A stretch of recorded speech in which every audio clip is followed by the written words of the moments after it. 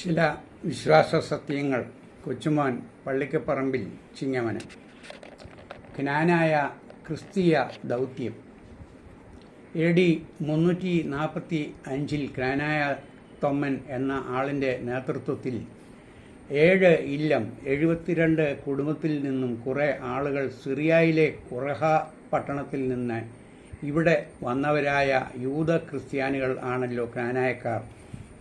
ഇന്ന് ഇവരിൽ കുറച്ചു ഭാഗം കത്തോലിക്ക വിശ്വാസത്തിലും കുറേ ഭാഗം യാക്കോബായ വിശ്വാസത്തിലും നിലകൊള്ളുന്നു. ഇവരെ സംബന്ധിച്ചുള്ള യഹൂദന്മാരുമായിട്ടുള്ള ബന്ധത്തെക്കുറിച്ച് ഉള്ള വിവരണം ചേർക്കുന്നു. ഇവർ ഇസ്രായേല്യർ. പുത്രത്വവും തേജസ്സും ന്യായപ്രമാണവും ആരാധനയും വാഗ്ദത്തങ്ങളും അവർക്കുള്ളത്. ഇസഹാക്കിൽ നിന്ന് ജനിക്കുന്നവർ നിന്റെ സന്തതി എന്ന് വിളിക്കപ്പെടും. അതിൻ്റെ അർത്ഥമോ ജഡപ്രകാരം ജനിച്ച മക്കൾ അല്ല, ദൈവത്തിൻ്റെ മക്കൾ. വാഗ്ദത്തപ്രകാരം ജനിച്ച സന്തതിയത്രേ മക്കളെന്ന് എണ്ണുന്നുള്ളൂ. ദൈവത്തിൻ്റെ സന്തതി എന്ന് വിളിക്കപ്പെടുവാൻ നമുക്ക് അർഹത ഉള്ളത് നാം യാക്കോബിൻ്റെ വംശ പാരമ്പര്യത്തിൽപ്പെട്ടവരായതുകൊണ്ടാണ്. യേശുക്രിസ്തുവിൻ്റെ ക്രൂശിലെ യാഗം യൂതർ അംഗീകരിക്കുന്നില്ല. നാം അത് അംഗീകരിച്ചു പോയതുകൊണ്ട് നമ്മുടെ പുത്രത്വം യൂതർക്ക് നൽകിയിരുന്നത് നഷ്ടപ്പെടുമോ? റോമർ 9:4. അങ്ങനെ ദൈവത്തിൻ്റെ മക്കളായി ഇരിക്കുന്ന നാം പുത്രന്മാരെ പോലെ പിതാവിൻ്റെ ഇഷ്ടം ചെയ്ത് ജീവിക്കേണ്ടവരാണ്, ദാസന്മാരെ പോലെ അല്ല. അതിനാൽ ക്നാനായക്കാരുടെ ക്രിസ്തീയ ദൗത്യം വിലപ്പെട്ടതാണ്. യാക്കോബിനെ സ്നേഹിച്ച് ഏശാവിനെ ദ്വേഷിച്ചിരിക്കുന്ന അതുപോലെ നമുക്ക് ദൈവത്തിൽ നിന്ന് മക്കളെന്ന ദാനം ജനനം കൊണ്ട് ലഭിച്ചിരിക്കുന്നത് കൃപയാലാണ്. അതിനാൽ ദൈവത്തിൻ്റെ പക്കൽ അനീതിയുണ്ടോ? ഒരു നാളും ഇല്ല. തനിക്ക് കരുണ തോന്നണമെന്ന് തോന്നുന്നവരോട് കരുണ തോന്നും. അത് ദൈവ ഇഷ്ടമാകയാൽ നമുക്ക് ചോദ്യം ചെയ്യുവാനോ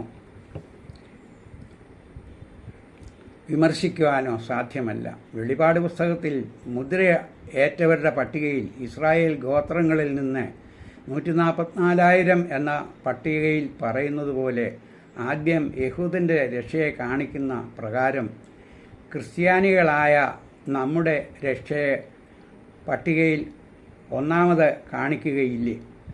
യൂതക്രിസ്ത്യാനികളായതുകൊണ്ട് യൂതന്മാരിലും ഉപരി നമുക്ക് ശ്രേഷ്ഠത അർഹിക്കുന്നില്ലേ? എന്നാൽ നമ്മിൽ പലരും ഇത് പൊങ്ങച്ചം പറച്ചിലിനും ഇടയാക്കാറുണ്ട്. നാം ഉയർന്ന ക്രിസ്ത്യാനികൾ ആണെന്ന ഭാവം നമ്മെ എൻ്റെ ജനമല്ലാത്തവരെ എൻ്റെ ജനമെന്നും പ്രിയ അല്ലാത്തവളെ പ്രിയ എന്നും വിളിക്കും. മുമ്പന്മാർ പിൻപന്മാരും പിൻപന്മാർ മുൻപന്മാരും ആയിത്തീരും. കിഴക്ക് നിന്നും പടിഞ്ഞാറ് നിന്നും അനേകർ വന്ന് അബ്രഹാമിൻ്റെ മടിയിൽ ഇരിക്കും. പുത്രത്വമുള്ള നാമോ ചിലപ്പോൾ പുറന്തള്ളപ്പെട്ടു എന്ന് വരാം. ഈ യാഥാർത്ഥ്യം മനസ്സിലാക്കി ജീവിക്കേണ്ടതാണ് നാം. ദാസന്മാരെ പോലെ വേല ചെയ്ത് പുത്രന്മാരാകുവാൻ സാധ്യമല്ല. ആകണമെങ്കിൽ ദാസനെപ്പോലെ അപ്പൻ്റെ വേല ചെയ്തിരിക്കണം. അപ്പൻ്റെ വേല എന്തായിരുന്നു എന്ന് ചിന്തിക്കാം. ക്രിസ്തു എന്തിനാണ് സഭ സ്ഥാപിച്ചത്? ഇന്നത്തെ ഈ സഭ ഈ ലക്ഷ്യം നിറവേറ്റുന്നുണ്ടോ?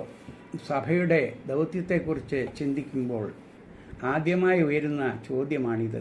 സഭയുടെ ലക്ഷ്യം മനസ്സിലാക്കിയ ശേഷം അതിൻ്റെ ഘടനയും പ്രവർത്തന രീതിയും മനസ്സിലാക്കുവാൻ സാധിക്കുകയുള്ളൂ.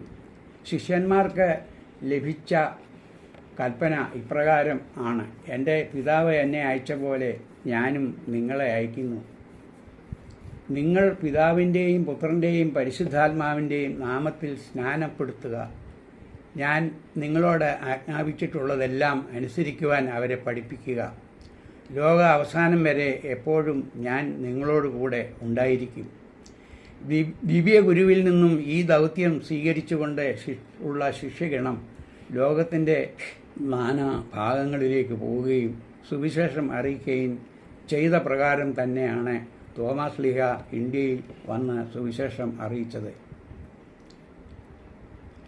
ഇപ്രകാരം പ്രാധാന്യം അർഹിക്കുന്നതാണ് നമ്മുടെ ക്രിസ്തീയ ദൗത്യവും.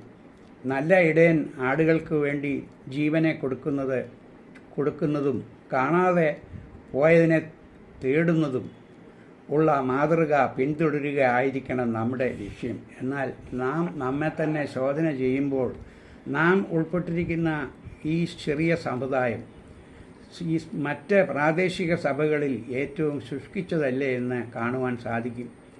നമ്മുടെ അരുമനാഥൻ അവർക്ക് ജീവൻ ഉണ്ടാകുവാനും അത് സമൃദ്ധമായി ഉണ്ടാകുവാനും ആണല്ലോ വന്നതെങ്കിൽ ആ ലക്ഷ്യം തന്നെയാണ് നമ്മുടെ വരവിൻ്റെയും ലക്ഷ്യമായി തീരേണ്ടത്. ഭാരതത്തിലെ ജനങ്ങൾക്ക് ജീവൻ ഉണ്ടാകുവാൻ വേണ്ടി വേല ചെയ്യുവാനാണ് നാം അയക്കപ്പെട്ടിരിക്കുന്നത്. എത്ര ആളുകളെ നാം ക്രിസ്തു വിശ്വാസത്തിലാക്കി. ഈ ദൗത്യം മറന്ന് നമ്മുടെ ഓരോരുത്തരുടെയും ലക്ഷ്യം ധനസമ്പാദനത്തിലും സ്വന്തം കഴിവുകളെ സാക്ഷാത്കരിക്കുന്നതിലും വെമ്പുന്ന അടങ്ങാത്ത ആവേശമാണ് എവിടെയും കാണുന്നത്. ഈ അഭിനിവേശത്തിൽ നിന്ന് മാറ്റം വരുത്തി ദൈവിക വളർച്ചയുടെ ദൗത്യമായ സ്നേഹം, സത്യം, കരുണ, ദയ എന്നീ പരമസത്തായവ പാലിച്ച് ആധ്യാത്മികവും മാനസികവുമായ വളർച്ചയ്ക്ക് സുവിശേഷ പ്രചരണത്തിലൂടെ അനേകർക്ക് ജീവൻ ഉണ്ടാകുവാനും അത് സമൃദ്ധിയാകുവാനും അങ്ങനെ പിതാവിൻ്റെ സ്വത്തുക്കൾക്ക് അവകാശിയായി തീരണമെങ്കിൽ നമ്മുടെ അരുമനാഥൻ്റെ ഭാവമായ താഴ്മ അല്ലെങ്കിൽ വിനയം ഉള്ളവരായി യേശു ജീവിച്ചു പ്രവർത്തിച്ചപ്പോൾ മറ്റുള്ളവരെക്കാളധികം കഷ്ടത സഹിക്കുകയും പ്രത്യാശയെയും ഉളവാക്കുവാൻ ക്രിസ്തുവിന് വേണ്ടി നാമും ബലഹീനത, കയ്യേറ്റം, ബുദ്ധിമുട്ട്, ഉപദ്രവം, ഞെരുക്കം എന്നിവ സഹിപ്പാൻ ബലഹീനനായിരിക്കുമ്പോൾ തന്നെ ശക്തനായും കഷ്ടം സഹിക്കുന്നവനെങ്കിലും യേശുവിൻ്റെ ജീവൻ നമ്മുടെ ശരീരത്തിൽ വെളിപ്പെടുത്തുന്നതിന് തൻ്റെ പുത്രത്വം വെളിപ്പെടുത്തുവാൻ തക്ക സ്വഭാവ ശുദ്ധിയുള്ളവരുമായി മക്കളുടെ അപ്പത്തിന് നാമും അർഹതയുള്ളവരായി തീരുവാൻ ദാവീദിൻ്റെ വംശ പാരമ്പര്യത്തിൽ ഉറച്ചു നിന്ന് സ്വർഗീയ വിണ്ണിലെ തിളങ്ങുന്ന നക്ഷത്രങ്ങളായി തീരുവാൻ ഇടയാകട്ടെ. Let my society be awake. Thank U.